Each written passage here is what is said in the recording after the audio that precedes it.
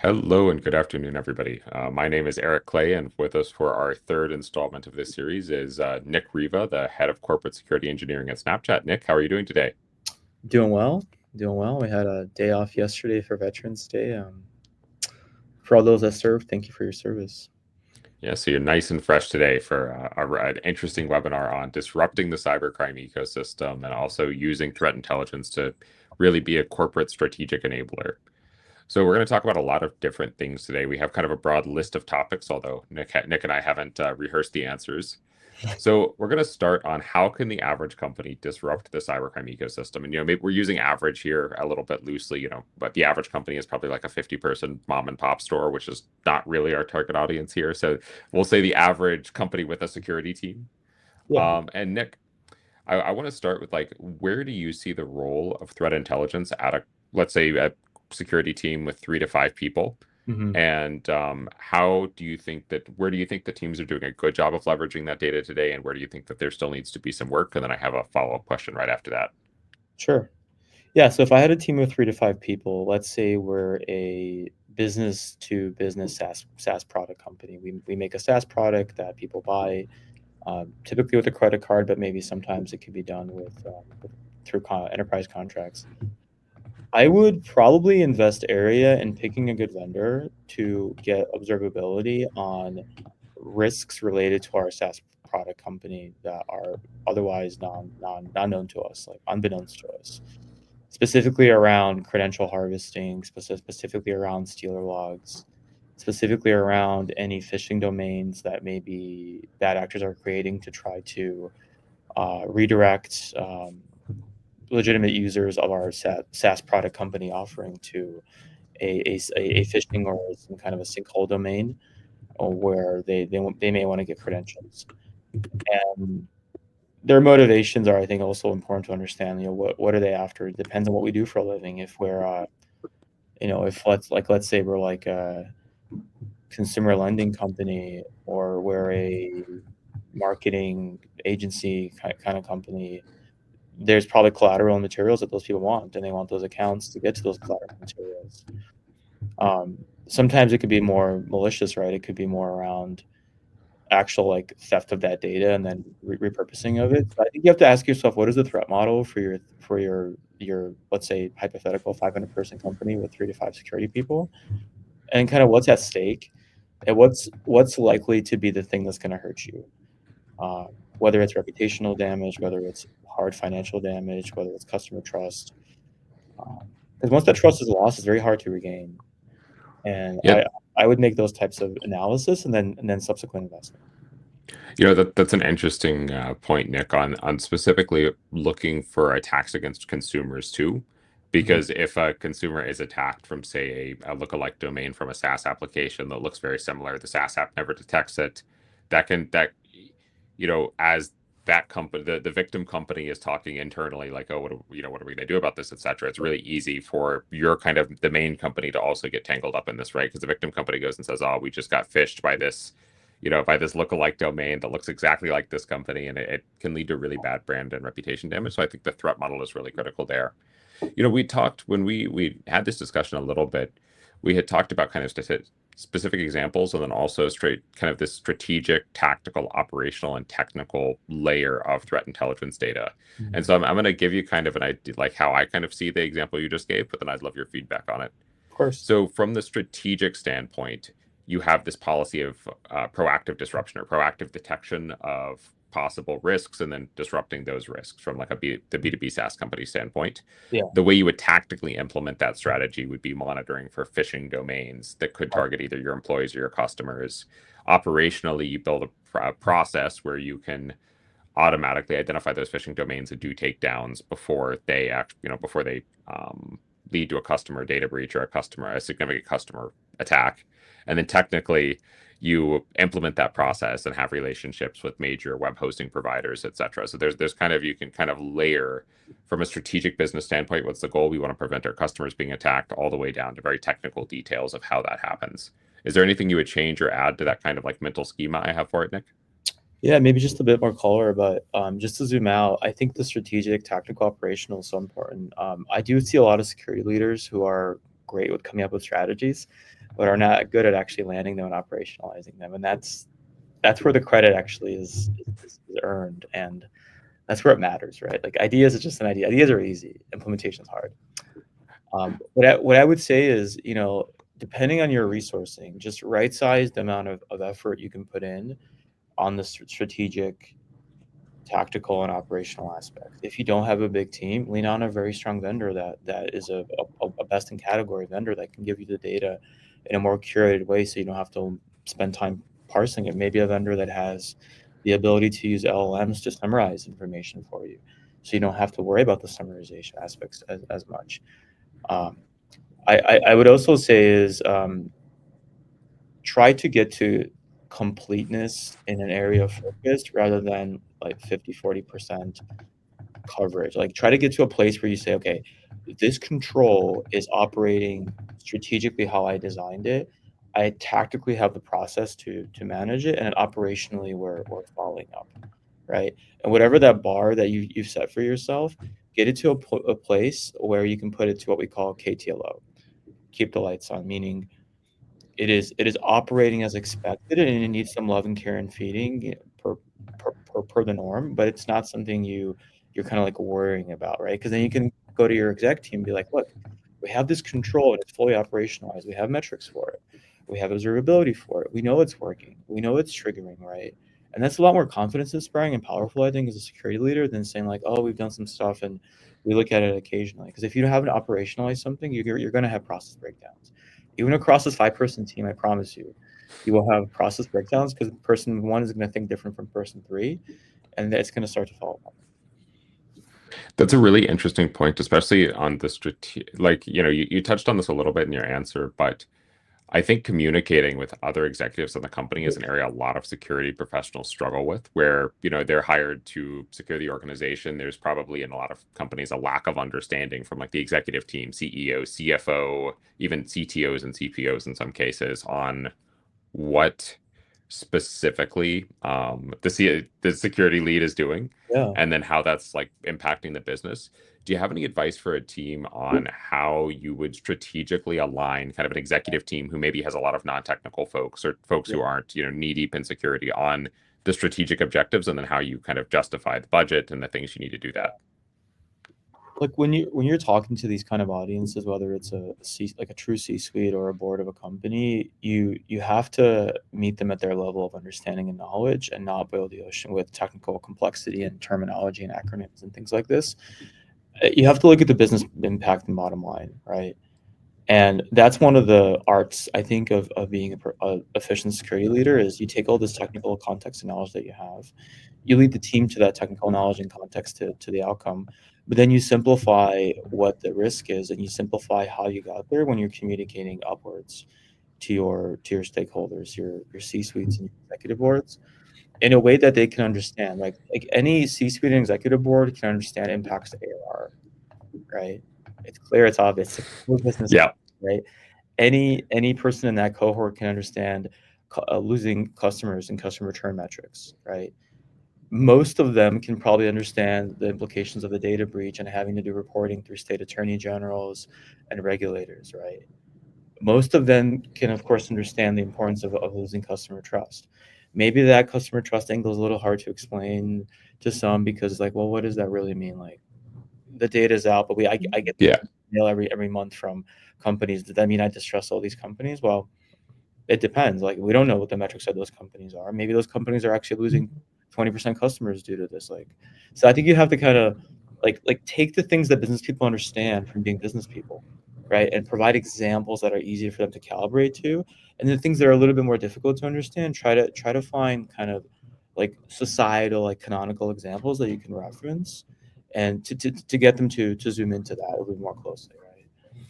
Yeah, that makes a lot of sense, Nick. And like one thing I would ask you is, so as you're doing risk modeling, for example, which seems like the really foundational base, or threat modeling, as you put it, which seems like the foundational basis for any security program, would you say it's a good idea to do that kind of independently as the CISO or the security lead, or would you do it with your kind of board of your board or your other executives? Because it almost seems to me like you're going to get a lot more buy-in if you do it Yeah. with them, so they're contributing.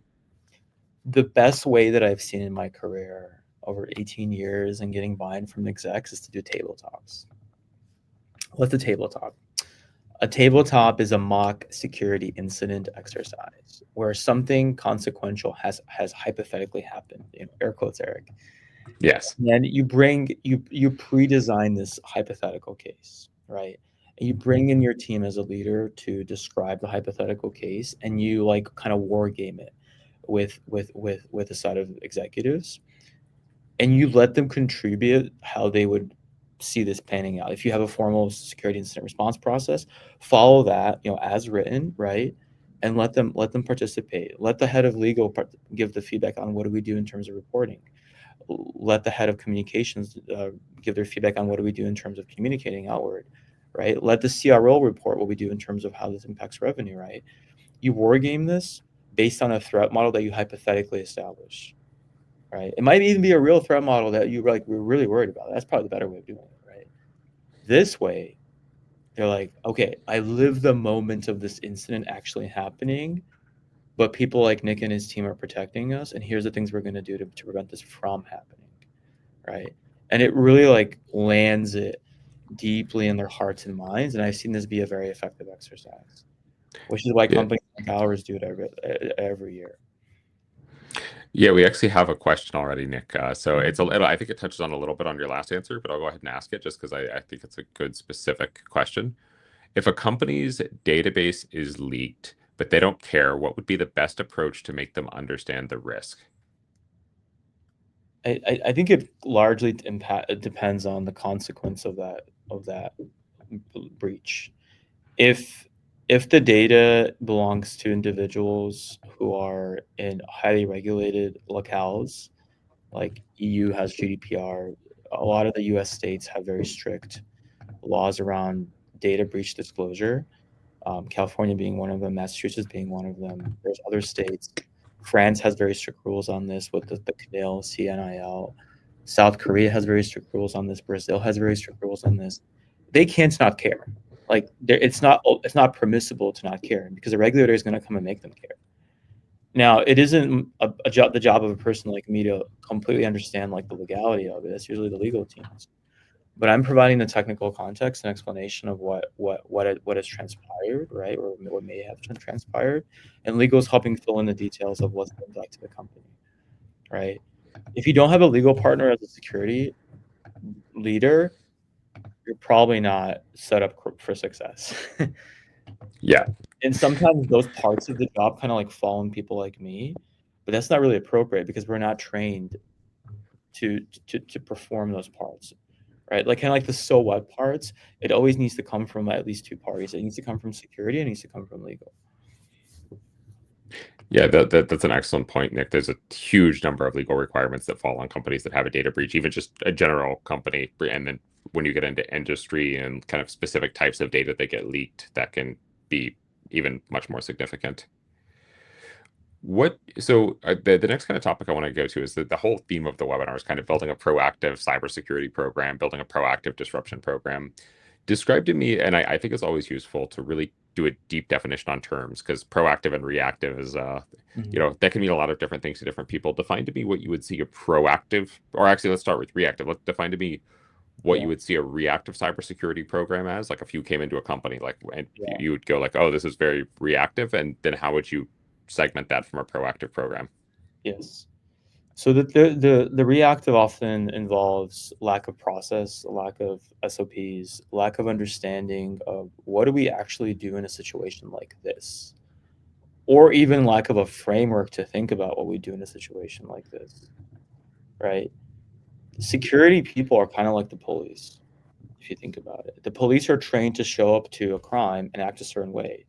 They're trained to go talk to the victims. They're trained to go collect evidence. They're trained to go look for signs of perpetrator bad bad bad harm. Right? They're trained to write a report. They're trained to then go and follow up and investigate. Right? Police go through a lot of very structured training to arrive at this outcome. Right? Yep. They go to the police academy. Right? There is no police academy for security leaders, right? The police academy is experience. Police academy is the trenches of where we live, in our careers to get to levels of experience where we can be good police officers, right? And following this analogy, if those things are missing and that training is not in place, and there has somebody with my background hasn't come in and said, okay, these things are highly reactive, we need to make them proactive. There's not going to be sane process and norms about how to respond to things. It's like an untrained police officer getting dropped into a felony crime scene. What do you think is going to happen? They're going to make a bunch of mistakes, right? That's Yeah, a very reactive style of security team, and a lot of teams start there because they don't have the budget, they don't have the know-how, they just don't like they may know like, okay, I need 5 security tools and that's it. A tool is a tool, yeah, like a tool, like I'm not trying to be like hard on tools, but like a tool is literally a tool. It is not a program. A program is what gets you to outcomes, not necessarily tools. yeah. That makes a lot of sense. Starting with the kind of definitions of risk, communicating that, getting the buy-in from other stakeholders in the organization, where you get the budget, you get the people, you get the actual resources you need, and then implementing that in kind of a consistent way. And how would you describe it? Like, in terms of outcomes, what should a proactive security program be able to do that a reactive one can't? If that makes sense as a question. Great question. Great questions, by the way, Rick. You're so good at this. Uh, a reactive program, sorry, I'm sorry, forgive me, a proactive program should be able to more frequently not be surprised by what it's being asked to solve, what it's being asked to work on. More commonly than not, it should not be surprised. What do I mean by that? If if in dealing with an incident or a security matter is dramatically confusing and unclear, and there isn't a process for it, and the team is surprised how to manage it, they don't have the log sources. They don't have the understanding of the threat model. They don't have understanding of the threat actor. They may not even understand like technically like what happened, like how did it happen. All those things to me suggest that the team is operating in more of a reactive mode. However, if those things are less commonly the case, right, and the team is able to work through and seek truth on the facts, establish the facts, even if they don't know like exactly how to deal with it, but they're able to work through and not come to an impasse, then that program has more elements of proactiveness because there's a proactive understanding of what are the things we need to do to respond to a security incident, right? We need log sources. We need log sources. Without log sources, we can't respond to security incidents. Okay, do we have log sources? Well, we have them for this set of applications, not this set of applications. Well, what do we do? What do we do when it happens? If the audit logs don't exist, how do we investigate what happened? Okay, we're going to go to the vendor. Like, hello, Mr. Vendor. For this application that was compromised, we need audit logs. Sorry, it's not available. Don't have them. Okay, so what do we do? Like, it's literally that painful and that challenging. It's like a back to my crime scene example. It's like the police showing up, right? And you know how, there's like shell casings like make certain patterns like when they fall on the ground from like bullets being shot. It's like the police not being able to measure those shell casing, resonance, whatever the correct term is. It's kind of like that with audit logs and logs in general, right? And so if that's properly documented, if there's a good understanding of what the log sources are, if there's an understanding of how to reason through the circumstance, even if the team has never seen this exact circumstance, they're able to reason through it. That to me is a sign of a high performing proactive security team. So to go into a really concrete example, say you have an executive that's the victim of an account takeover attack against their corporate email, Mhm. and in your kind of circumstance, just kind of going off of that, being able to go and say, okay, well, we have the logs to say these accounts have been logged into with the corporate Yeah. email since the email was compromised. So you Yes. can start building a blast radius to understand, okay, well, Yes. we need to look at these 6 different applications to see if data's been exfiltrated or if settings have been changed or if additional accounts have been That's added. So you that's precisely a great example. Yes, we have the log sources and the audit logs themselves to determine what was the harm inflicted in this case to the company. And if we don't, we're going to need to set up a bunch of hypotheses and go on a chase. And those chases are not fun. no, I'm sure they're quite time consuming. We actually have another question in the chat, Nick, and I think this is a great question. I'm going to take a quick stab. read the question. I'll take a very quick stab at it, but then I want to turn it over to you. Suppose a company's cloud credentials were leaked, but they have two-factor authentication enabled. Now, is there still any risk of further damage using that credential? How do you see? Now, I'll give a quick answer, which is I really do believe if you have two-factor authentication, but you lose one of the factors, then you're back to only having one-factor authentication. Yeah. If you're only at 2FA, or if you only have the authentication code, it's really a single factor at that point. There's a couple ways of answering this question. So not all cloud credentials are created equal. If you're talking about a named user account, I am principal for an engineer or anybody, and that I am user account requires a username and password or some kind of authentication key and a second factor, whether it's a TOTP authenticator code, an OTP SMS, or better yet, a YubiKey, or better yet, a passkey. Okay. If they don't have the second factor, they're going to need to obtain the second factor somehow. Okay, so how do we obtain the phishable second factors? Let's take SMS and TOTP. Well, we socially engineer our way to them, usually. Yes. So if I have the first factor and then I need to get the second factor, how do we do that? Well, there's a bunch of different techniques, right? There's phishing domains that we can set up. There's call to action emails that people can write. There's literally like impersonation attacks. There's SIM swapping. There's so many ways to reproduce the phishable second factor. What if you have an unphishable second factor, a YubiKey, a passkey, FIDO2? How do you get that? Well, you don't. It's basically impossible. There's some like crazy edge cases, but it's basically impossible. So if you have very strong second factor that's unphishable, you're probably okay actually if the first factor credential is leaked, as long as it's not a service account or a credential that's unbound. There's a caveat, folks. There's always a caveat in security. Okay, what do I mean by this? If it's a service account used not a human user identity but a machine identity, that service account isn't going to have a second factor almost never, right? And maybe that service account, if it's been broadly scoped and has very permissive authorization, it can do a lot of damage. Maybe that service account can create other service accounts, right? So what do you do? That's a much different incident response case if that's what happened. Yeah. Than the first one. So it really depends back to this question. So I think that's an excellent answer, Nick. And yes, I actually think that's one of the hardest things about security is there's so much nuance and so many different cases. It's very hard to ever give a single kind of straightforward answer or just like this is what you do or this very simple answer to your question. It's kind of like being a lawyer. Like I caveat But it that's depends. what makes people love security though, right? Like when you That's think what makes me I love always it. compare it to like HR, no offense to any HR people on the call, but Yeah. like you don't see people get like super passionate about like HR process and the way that people get really passionate about security and go down like really deep rabbit holes, just because it's a very unique field.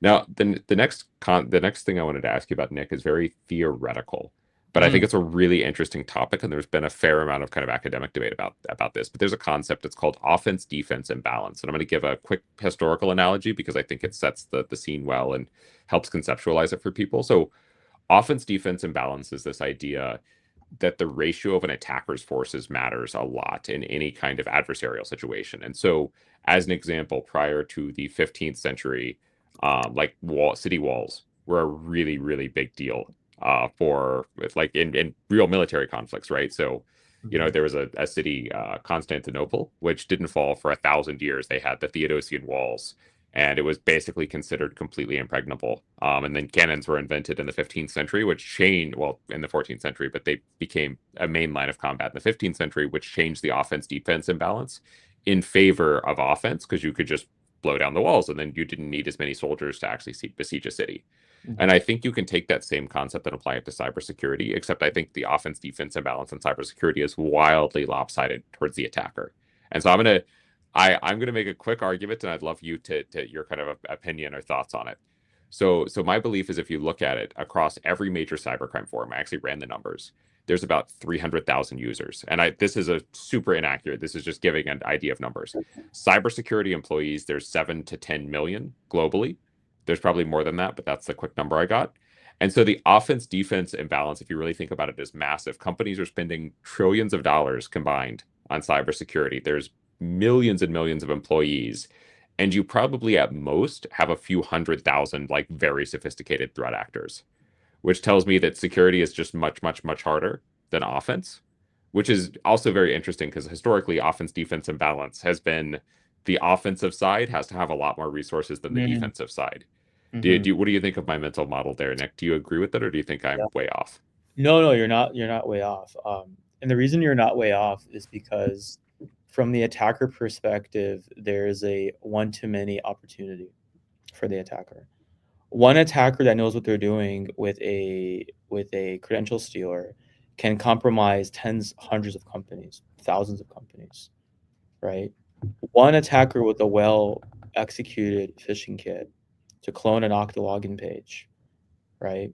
Like what happened with the guys who got indicted recently in Mallorca, the scattered spider folks, right? This is exactly what they did. These guys are early 20s and they did this, and then a bunch of other people in their circles, but we're talking about like tens, maybe hundreds of people, targeted tens to hundreds of companies with hundreds to thousands of security employees at those companies. It's a disbalance, right? Because these attack tools have been democratized, and it's a one to many relationship, right? Yeah, it's interesting because I think the balance is getting wider over time. Like I think 10 years ago it was much harder to, breach a company than it is today. Just because there's a lot more attack tools, there's a lot more availability of information both on how to actually conduct attacks and also how to Eric, leverage. this has become greatly simplified, right? I hate to say it, but it's true. Like these are SaaS products that you can type in your Bitcoin wallet address and pay for them, right? You don't need to be a sophisticated write code engineer to execute some of these attacks. Now you need more sophistication and build the tools, certainly, but it's been like it's like a race to the bottom in terms of what you actually need skill set wise to use tools. Well, it's the economic principle of role Automate specialization. what? I said it's the economic principle of role specialization. It's much more Yeah, efficient to have a single malware developer and somebody who's really good at distribution and somebody who's really good yeah. at monetizing the distribution than it is to have kind of like one person or entity that does all three of those It, different things. it's a race to the bottom, and let me give you some other examples, right? Like, uh, accounts are obviously stolen and resold on the black markets, underground forums, hacker forums, Telegram channels. There's so many different ways. Did you know that there's a difference in cost for accounts depending on the economic status of the country of the bad actor that those accounts were stolen by, right? In countries with lower GDP, the accounts are going to be a lot cheaper than in countries of higher GDP generally, right? So it's a race to the bottom. Yeah, you see this a little bit in specifically like info stealer malware distribution campaigns that we've seen is the logs themselves will be priced very differently based on the country and also the targeting varies a lot by country. There was actually a really interesting info stealer campaign we saw last year that somebody set up a fake website that looked exactly like midjourney.com and was targeting mostly users in North America. So Midjourney is like an AI art generation platform, Mhm. and it's all run through Discord actually. But this specific threat actor set up the campaign where they had like a fake URL that looked very, very realistic. They did an account takeover attack against a Google Ads account. Then they advertised their fake website, and then people would go on it and then download Midjourney, and then get infected with InfoSteal. And we were able to actually track this because we could see the screenshots of when they downloaded Midjourney. You could see the screenshot of them getting infected in the InfoStealer logs themselves. The next topic I want to go into a little bit is third-party risk, Nick, because we talked about I think we've kind of we've gotten very close to talking about it a couple of times, but I think it's really Mhm. worth going into fairly deeply because I think it's a really hard problem to solve. You have a super limited security team, or at least most companies do. You have your all sorts of internal stuff to protect. You have a wildly imbalanced offense defense imbalance, but now you have all of these third parties too. How do you conceptualize third party or managing the risk related to third parties? Like if let's say you're somewhat limited on resources, but you've got something to work with. How do you prioritize your third parties, and then how do you actually set up effective monitoring that reduces risk and isn't just paperwork? Because I personally think the industry is like very broken at the moment. Very broken. Very much agree with you. So I think the third party risk management space needs an overhaul. I think the nature of this work is very flawed. It's a lot of questionnaire based interactions. You know, security company or vendor actually.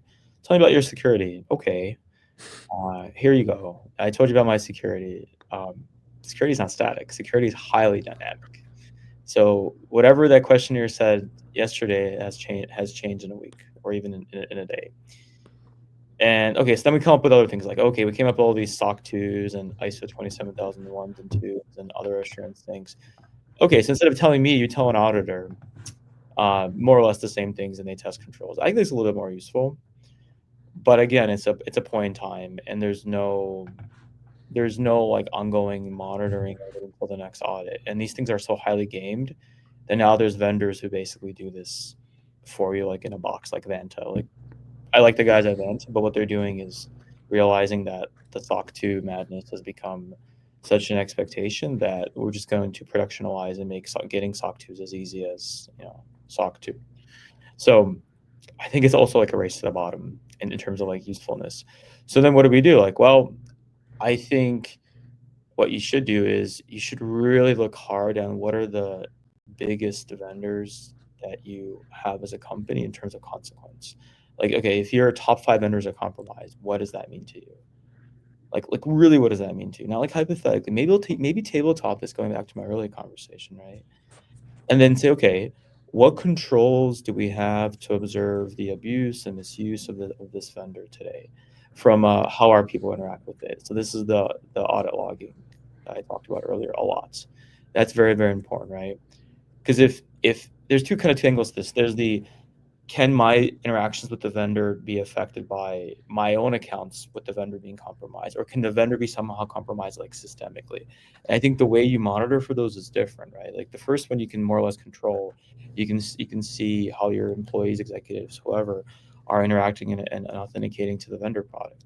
The second one is more the third party risk management. What do we have? We have questionnaires and we have SOC 2s and some other variants.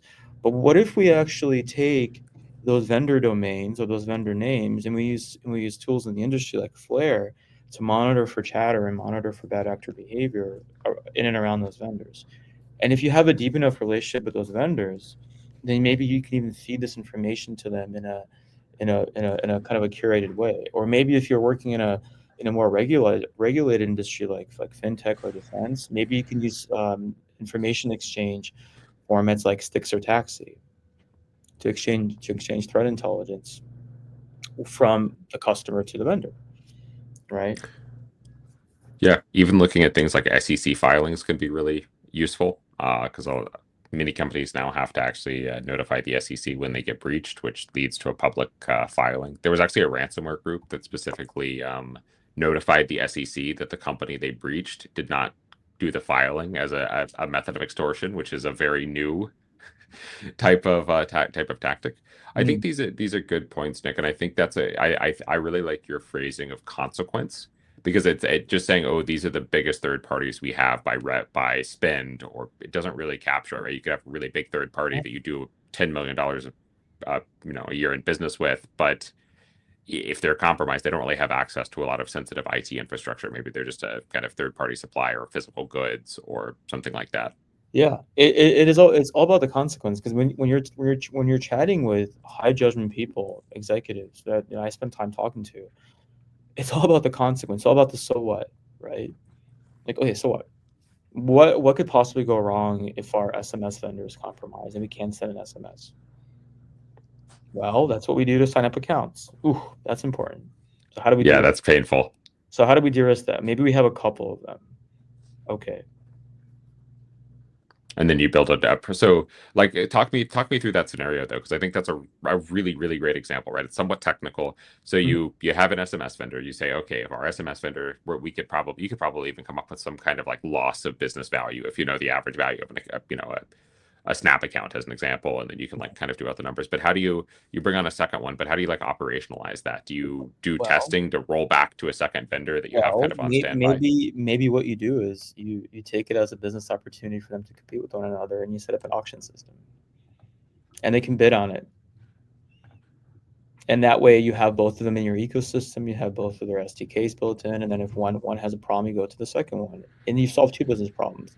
You've created competition, which is always good in capital markets, and you've also de-risked the consequence if one of them has an availability or a security issue.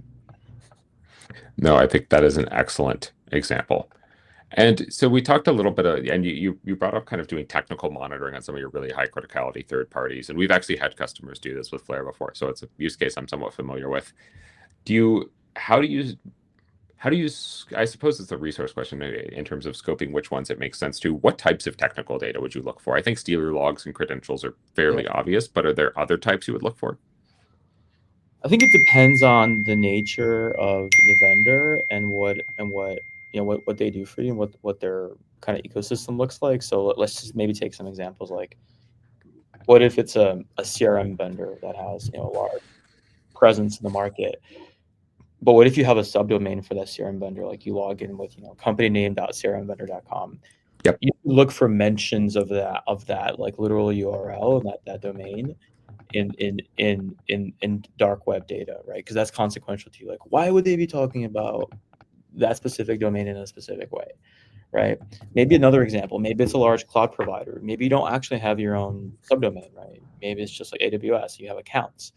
Well, then what you would look for is probably different. And you would look for maybe you know what these exact accounts are. Maybe you know the exact account names and account or numbers. Maybe you'd look for that in the logs, or maybe you would look for chatter like associated to AWS account plus company name. You have to kind of profile it, which is why like I'm really big on like don't boil the ocean. Like be really methodical and critical about what is the thing you want to protect and what's the consequence of that thing being affected, and like why do you spend time here and not here. And that takes a lot of like kind of mental horsepower to like think about things like this versus just like shotgun approach. Like, we shoot the shotgun and a bunch of little pellets go everywhere, You right? send your questionnaires out to everybody, but then you don't really get a lot of what's actionable what's data the out of what's that. the point? Like you're just creating busy work for people. Like, they hate it, and like your people hate it, and their people hate it, and like the whole thing needs to be rebooted. Like, it's a really bad model, these vendor questionnaires. Yeah, and then I suppose you can kind of balance because, like, in the end, what you want to do is be able to balance resources, right? So if you find you have 15 really high criticality vendors, that's a business conversation to have with your executives. Like, hey, we think we should monitor these 15. Here's the associated cost, and here's the kind of risk reduction and the Yeah. benefit to the company overall. Yeah, even if you have 200 and you've consciously sat down and said, okay, these 15 are the most important. Here's why. We're going to up level a couple different things. We're going to up level audit log ingestion. We're going to up level dark web monitoring, right? We're going to up level the business relationship with these vendors. Very important, right? We're going to have QBRs with all of them. Why? Because behind a screen, there's a human that eventually needs to help you, right? You want to grease those relationships and have those people accessible. You don't want to go through customer support. If you're going through customer support, you're probably going to lose the battle. Nick, as a follow-up to this one, where do you see, because this is a really interesting question to me. When I've seen third-party risk, like when most companies implement third-party risk, they put it in governance, risk, and compliance. Mm. Um, where do you see third-party risk sitting in a security organization? Because I do think where it sits is very important in terms of Such what you're a going to get out of it. such a good question. I think the connotation of the word GRC is quite toxic, and I think the industry needs to stop using it. And what I really think is we should place these types of technical programs in with teams of technical program managers or engineers who are not like really like writing code engineers, but more like risk analysis kind of people. Hmm. Run these as programs, and we can call it security assurance.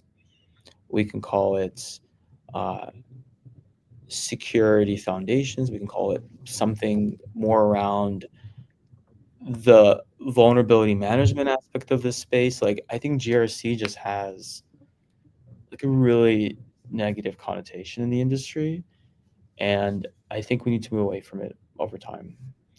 And that's just like a flawed problem of the questionnaires are ridiculous. The SOC 2 in a box is ridiculous. A lot of these like ridiculousness have led to a negative connotation around this space. And so rather than having people chase ridiculous things that are named ridiculously, let's let's establish a program to really focus on like what are the technical aspects of this that matter, and let's create like PMOs around program management offices to manage these parts of the security program. That's a really interesting point, Nick, and I think you're kind of pointing at a broader problem in a lot of business. I won't even just say security, but a lot of business, which is when you create a department. So, I'll use marketing, which is the department I'm in. When you create a marketing department, you're really, you're kind of even just by the name setting a very specific expectation of what's going to happen in this department, and there's kind of a schema that you're going to use for a marketing department based on what other marketing departments do. There's actually a company called Black Hills Information Security that I think did Mhm. a really nice job, that does a really great job. They don't have a marketing department; they have a community department, and I think that that name is if your department is community, it denotes even from the very highest strategic level a difference in what the company is trying to accomplish with the people that are working there. And I think your example goes really well, right? If you have a governance, risk, and compliance department and you assign certain people to that governance, risk, and compliance department, in the end, they're going to take the schema of other governance, risk, and compliance departments and try to apply it to your business, even though that is probably not the or may not be the most effective use of resources, depending on the business. Yeah. Here's what Eric's talking about. This is like such a beautiful example. You're so great in this example. Okay, Black Hills InfoSec is a consultancy, I think somewhere in like Tennessee. Okay, not like the hottest like area for tech, but somehow these guys are brilliant. They came up with this deck of cards called backdoors and breaches. Okay, that security teams get at conferences. I have them on my desk, and then we use them and then we play backdoors and breaches, offensive, defense, right? And they call the department that runs a community, not marketing. What have they just done? They've placed a deck of cards on my desk, right? Not any deck of cards, like a really interesting one that's like fun to use and fun to do for team events. Brilliant. And they haven't called themselves marketing. Yeah, I suspect you prefer that to the pins and like the Uh, drink cups and all of the I, other I, stuff I that's don't given need out. another tumbler for my coffee. I really don't. Yeah. No, I think that I think it's a I think the point you made there, it was really, really good. Which is there's a lot of inefficiency. I've thought this for a while about various types of businesses. There's a lot of inefficiencies that are introduced by companies just copying each other. Like, okay, we're going to have this department because this is what how you've always done it, and then this department will do these things. And that's not necessarily like strategically the right way to think about it, especially in a complicated place like information security, where there's a lot of risk, a lot of technical detail, and having one department that's like you're going to do like broad risk management, but you don't need to understand the tech too much. And then you have another department that's very technical, isn't really always a It great way to do creates things. silos that are unsurmountable. It's like literally the definition of a silo, right? It's like a thing that holds a grain. It creates those, right? Unless you somehow connect the grain silos, there's no exchange. And I see this in very big companies. They have these kind of like older models. They just don't work well, and people live in these models. And oftentimes, the leadership isn't creative enough to do anything about it. Yeah, I think the last question I want to get back to, Nick, on third party specifically, is how do you actually remediate findings? So let's say you have, and I'm going to use a like I'll give you a very specific example, and I'd like your thoughts on how to think about this. So you find a third party that's really that you've identified as critical, that has an info stealer log that's infected, one of their like main domains that you really care about, or just has a bunch of corporate email credentials in it. What would you actually do about that? Like, do you go Yeah. to the third party and notify them? Do you set up even a channel to notify them automatically when you find these things? Yeah. Well, if you've done a good job with relationship and you've done a good job reasoning about why this third party matters a lot to you, you're probably going to have a couple of things in place. You're probably going to have the names of the account management team somewhere. Okay. You're probably going to have the names of the key contacts, customer success people. You're probably going to have their security alias that you can contact and say, hello, we are company X, we're worried about this, right? You're probably going to have a working relationship with some of their executives, right? If you've done all those things correctly, remember this is the preparational steps. Like maybe you never use this. Hopefully you don't. But if you have these things in place, then you have a channel to communication, and you have a level of trust and confidence and understanding. Just like any business relationship, they're hopefully going to reciprocate and respond to you, right? If you don't have any of these things, you are running a reactive security team, and eventually it's going to hurt you, right? So what do? Like, you reach out, you describe, like, hey, we have reasonable confidence this is happening. Here's what we found. You typically vet this with your legal teams before you do it, right? And then you have a conversation, try to help each other. Like, we're all in the industry together, right? Security teams are the only engineering teams that have an adversary. Nobody else has an adversary, right? Who's their That's adversary? actually that's an interesting point. I hadn't ever thought of it quite like Right? that. Who's But who's yeah, that's an who's the, who's the adversary for any other engineering team? The OKR machine that's setting up, like, goals? No, there is no adversary. no. I think that's a very nice point. I want to switch a little bit gears to in our last like 10 minutes, and if anybody has questions, please do feel free to put them in the chat. And any easy questions will go to me, and hard questions will go to Nick. Um, Always.